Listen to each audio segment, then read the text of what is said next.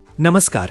शिरोळ तालुक्यामध्ये असे एक मंदिर आहे जे हजारो वर्षांपूर्वी प्रभू श्रीराम यांनी स्थापन केले आहे.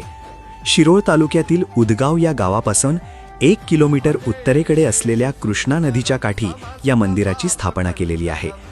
यामागील इतिहास म्हणजे प्रभू श्रीराम, लक्ष्मण आणि सीता हे नाशिक येथे वनवासात असताना गोदावरी नदीच्या काठी पंचवटी येथे राहत होते.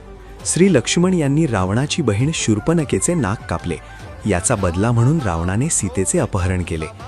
त्यानंतर पंचवटीमधून श्रीराम आणि लक्ष्मण यांनी सीतेचा सर्वत्र शोध घेत कृष्णा नदीच्या काठी उदगाव येथे पोहोचले आणि तेथील विश्रांती दरम्यान त्यांनी श्री रामलिंग मंदिराची स्थापना केली.